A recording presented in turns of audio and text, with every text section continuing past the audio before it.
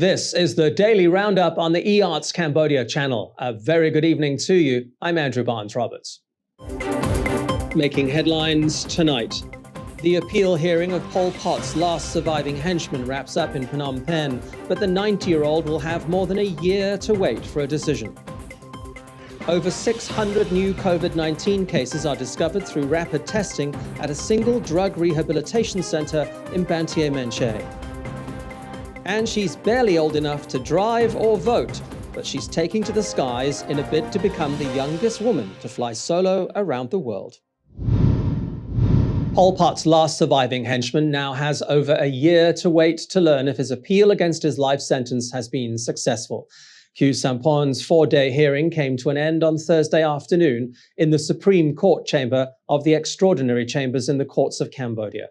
The 90-year-old is serving a life term for genocide and crimes against humanity.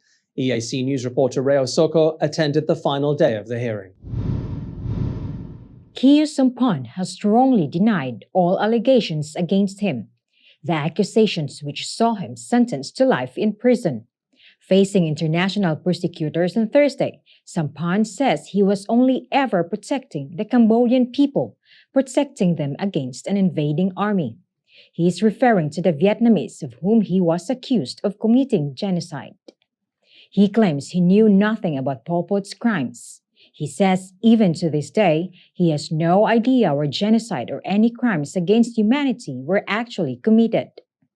I declare that I cannot accept the accusation that I was involved in a plot to commit crimes against my compatriots, including the Cham or the Vietnamese.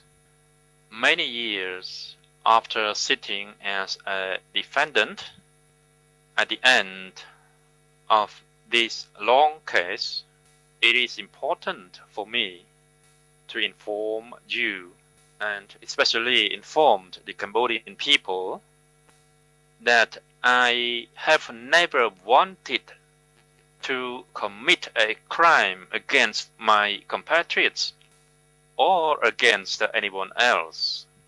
No matter what you decide, I will die in prison. I will die always remembering the suffering of my Cambodian people. I will die seeing that I am alone in front of you.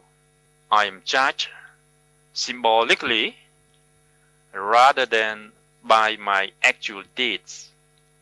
Sampon has highlighted that he only ever wanted the Kingdom of Cambodia to have independence and sovereignty, where his compatriots could live together in harmony. The national and international prosecutors have said Sampon played a big role in decision-making, with him being head of state during the Khmer Rouge. ដោយសារតែការកាត់ទោសនេះគឺសិតតែជាលោកខៀវសំផននេះគឺជាប្រមុខរដ្ឋអតីតប្រមុខរដ្ឋអញ្ចឹងចង់និយាយថាតឡាការកូនកាត់ផងយើងនេះគឺកាត់ទោសសិទ្ធិមេដឹកនាំកម្ពុជាដែលទទួលបន្ទុកសំខាន់នៅក្នុងរបបសម័យ75ដល់79ការដំណើរការនៃការកាត់ក្តីជនជាប់ចោតនេះសិទ្ធិមេដឹកនាំកម្ពុជានេះបើសិនជាយើងធ្វើប្រហែសអាចនឹងមានអសន្តិសុខអញ្ចឹងមានការគិតគូរវែងឆ្ងាយរបស់រាជរដ្ឋាភិបាលដឹកនាំដោយសម្ដេចដេជោដៃមួយគឺរយុទ្ធធរដល់ជនរងគ្រោះដែលឆ្លងកាត់ពីរបបបល្ល័យពូជសាសន៍ខ្មែរក្រហមនិយាយចំទៅប្រជាជនខ្មែរទូទាំងប្រទេសនឹងតែម្ដងហើយចំណុចទី2ទៀតគឺរក្សាស្ថិរភាពសន្តិភាពនយោបាយឲ្យបានពីព្រោះយើងធម្មតាយើងដឹងហើយថាវាមានតំបន់ខ្មែរក្រហមអតីតខ្មែរក្រហមនៅអញ្ចឹងការកាត់នេះគឺថានិយាយចំទៅគឺដោយភាពប៉ិនប្រសប់ដំណើរការទៅរលូនអត់មានស្អីដែលបន្ទូប្រទេសឲ្យធ្វើឲ្យមានអសន្តិសុខនៅក្នុងតំបន់មានការច្បាំងរាំងជលអីផ្ទុះអាវុធអីអាហ្នឹង According to court spokesperson Neth Piektra, it could be late next year before the court hands down its ruling, although National Co-Prosecutor Chia Liang says that they do not have a specific date, and while Sampon's age has to be considered, the matter must go through due process. His age has to be considered, The matter must go through due process. Kia Sampon says that he is living his life in prison anyway. He cannot help but cry out loudly that the border problem between Cambodia and Vietnam still exists today. He insists that he committed no crime. But it'll up to the judges to examine all the grounds of Sampon's appeal and whether he'll end up dying in prison. Rhea Soko, EAC News at the Extraordinary Chambers in the Courts of Cambodia, Phnom Penh. Cambodia has delivered its COVID-19 assistance to Myanmar. A government delegation led by Minister of Health Mam Bun Heng left Phnom Penh International Airport this morning. On board, cash aid and other medical equipment. The health minister was responsible for some precious cargo, $200,000 in cash along with 3 million face masks, 500,000 rapid test kits, 2,000 sets of PPE, 100 oxygen generators, 20 ventilators, and 20 patient monitors. In offering the assistance earlier this week, Prime Minister Hun Sen also reconfirmed his pledge of $100,000 for Myanmar through the ASEAN Humanitarian Assistance Center. That has now been matched by the Cambodian Red Cross in a donation to the Myanmar Red Cross. The cash and medical equipment couldn't have arrived soon enough in Myanmar, where COVID-19 cases are surging. As of Thursday, the country has 360,000 registered cases with 13,623 deaths. Back in June, barely 350 deaths had been reported. Cambodia's COVID-19 case numbers are set to surge in the next 24 hours following the discovery of 601 new cases at a drug rehabilitation center in Ban Thiem. Of the 660 drug addicts being treated there, 601 have been found to have COVID-19. It was Provincial Governor Umrit Rai who ordered rapid testing to be carried out at the Phnom Bak New Life Center in Serai Sapon City. A staggering 601 of the 660 patients tested positive, along with 30 female staff. With the help of the military, they've all been transported to the Poipet Medical Center. The director of the Provincial Department of Social Affairs, Kun Vuti, says the mass testing was carried out by 80 officials. He says while the tests were being carried out, 50 drug addicts tried to escape from the facility, but were quickly apprehended. Also in Serai Sapon City, a further 126 COVID-19 cases have been found in Tuk Kla Market. Hundreds of vendors and shoppers underwent rapid tests on Thursday morning after a COVID-positive patient said they'd been shopping there. The market has been closed temporarily to allow for further testing. Ban Thiem new cases are not reflected in the latest figures released by the Ministry of Health on Thursday afternoon. It has reported 533 new cases, 145 of which are imported. 17 deaths have also been recorded. But the new cases are at least still being outpaced by recoveries. 632 patients were discharged overnight. They take the total number of successful treatments to 83,298. The country's death toll has reached 1,747, while the kingdom's total COVID-19 case count has hit 87,723.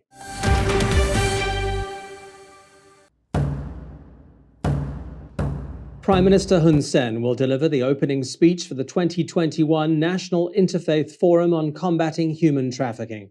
At 6 p.m. on Friday, all pagodas, temples, and churches in Cambodia, regardless of their religion, are being asked to ring their bells or beat their drums and offer prayers that the world will succeed in combating human trafficking.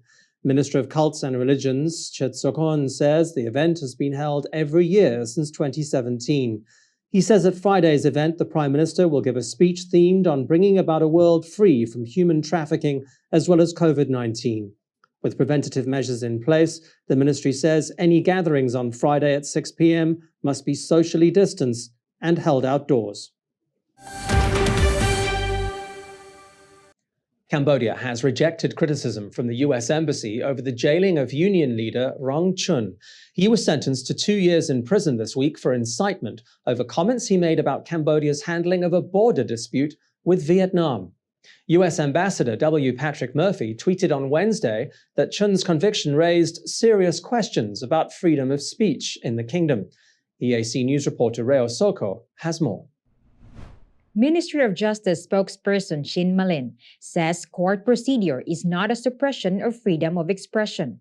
He says any party wanting to help Chun should have participated in court proceedings and given testimony. He was responding to Ambassador Murphy's tweet that Rong Chun's jailing raised serious questions about freedom of speech that is protected in Cambodia's constitution and is essential to the functioning of a democracy. The U.S. ambassador went on to say that the judicial system should not be abused to silence peaceful activists, but the Ministry of Justice says Chun's case was not an exercise in freedom of speech and that the authorities had a strong legal basis for judicial proceedings and convictions. Chin Malin added that legal means promote democratic processes in a society committed to the rule of law. Rhea Soko, EAC News.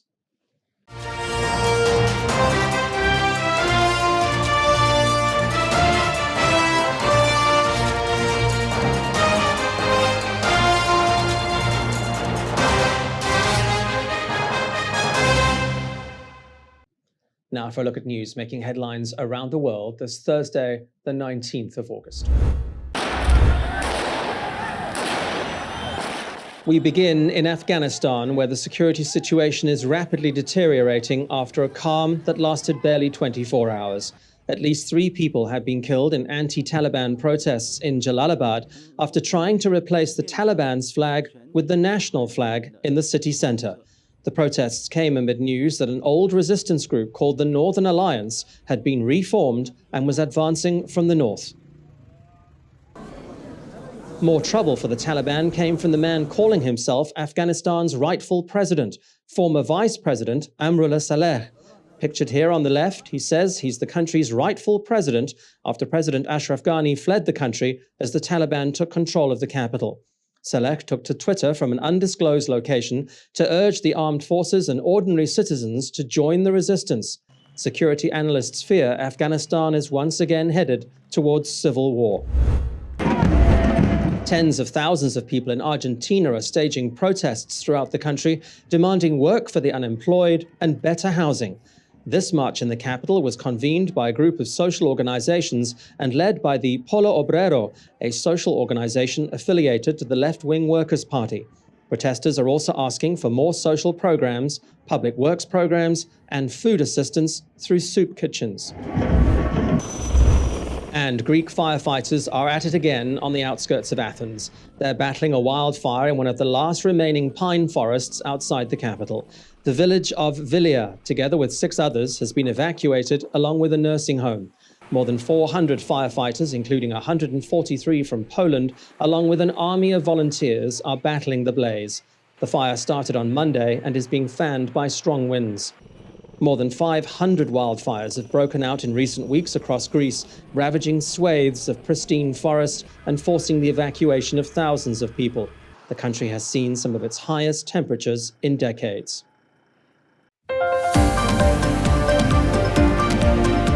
Stay with the Daily Roundup. After the break, a look at your sports news.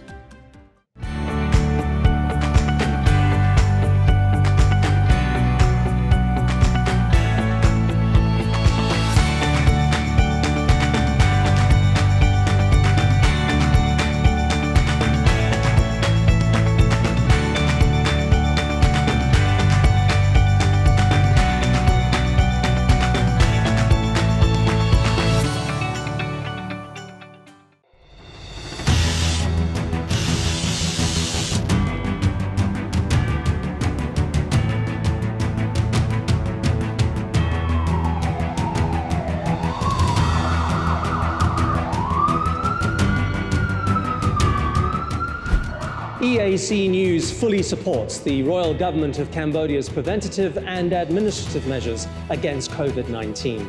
But we need you to play your part in helping bring the 20 February community transmission event to an end. Wash your hands regularly, sanitize wherever possible. Keep an eye on your body temperature. Use the Stop COVID QR code.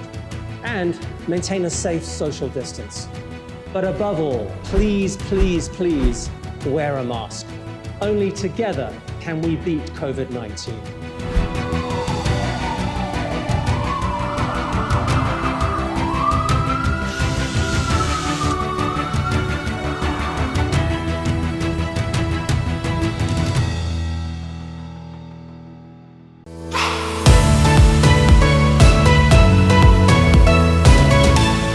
EARTS Cambodia's audience is growing.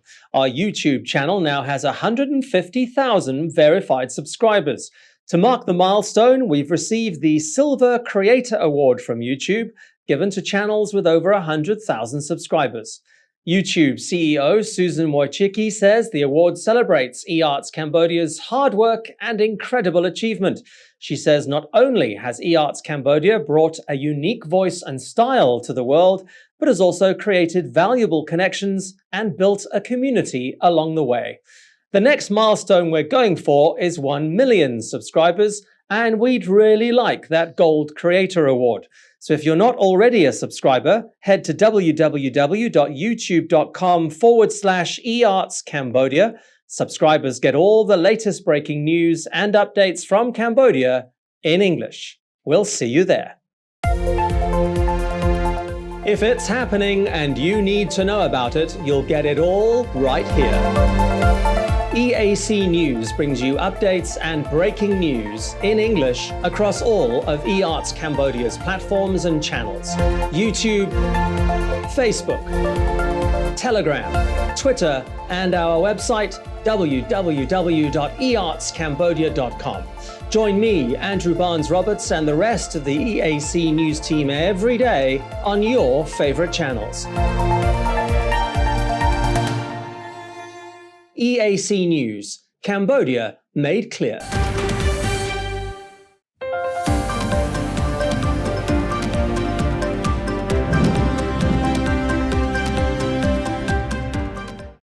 Italy's standout star from Euro 2020, Manuel Locatelli, has completed his loan move to Juventus from Turin's Sassuolo. The deal includes a $40 million obligation to buy the player at the end of the 2022-23 season, with terms and conditions. The 23-year-old midfielder scored twice in Italy's 3-0 group stage win over Switzerland to help it secure a berth in the last 16. It was a pivotal game, with Italy going on to win the tournament. Locatelli has scored 3 times for Italy in 15 appearances. He's a welcome addition at Juventus, with it having endured a difficult campaign last season. The defending champions finished 4th in Serie A. They begin their 2021-22 season at Udinese on Sunday. Austria's Dominic Thiem will not defend his US Open title. The world number 6 withdrew from the tournament late on Wednesday after injuring his wrist. Sadly, he will not be repeating this image from last year's US Open at Flushing Meadows. Thiem suffered the wrist injury back in June at the Mallorca Open. It also meant he missed out on Wimbledon. He took to Twitter on Wednesday night to say that his wrist wasn't much better and that he'd missed the rest of the 2021 season. This is the second year running that the defending champion at Flushing Meadows has withdrawn from the tournament. Last year, it was Rafael Nadal who pulled out because of the pandemic. The US Open runs from the 30th of August to the 12th of September. The 2021 Japanese Formula One Grand Prix that was due to be held in October has been cancelled. Organisers cited ongoing concerns about what else but COVID-19. Suzuka was due to host the Grand Prix over the second weekend of October. Its cancellation follows that of Singapore's night race that was scheduled to be held the weekend before. Formula One says it is now working on the details of a revised calendar. Details are expected to be released in the coming weeks. Formula One has been operating under strict health protocols these past 18 months, with teams in bubbles and frequent testing for all personnel and media. But the cancellation of the Suzuka edition could spell trouble for the Turkish Grand Prix, which was added to the calendar as a replacement for the cancelled race in Singapore. Turkey is on the British government's red list requiring 10 days of hotel quarantine for returning travelers. Let's take a look at what the weather's up to for tomorrow.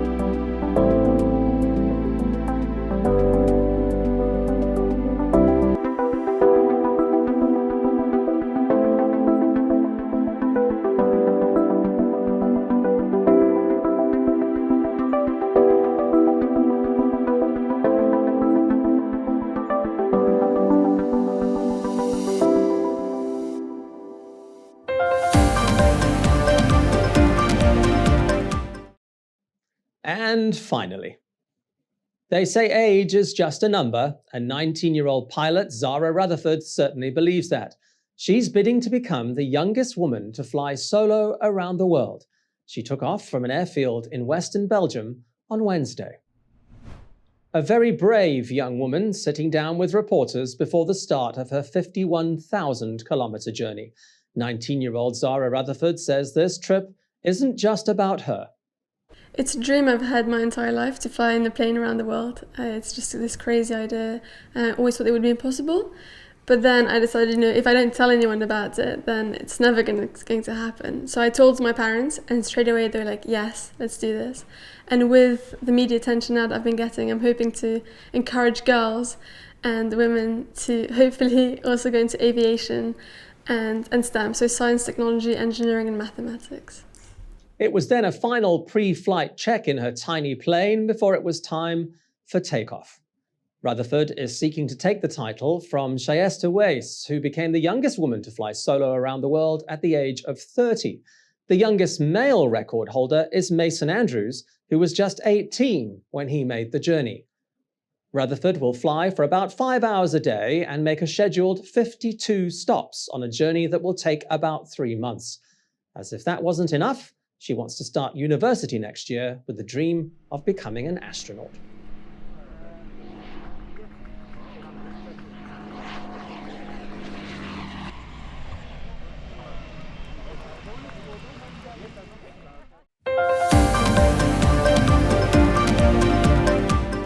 Thank you for watching the Daily Roundup here on the EAC Cambodia channel. More breaking news and updates at our website. Head to www.e-artscambodia.com.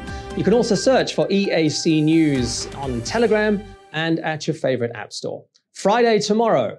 I'll see you at 8.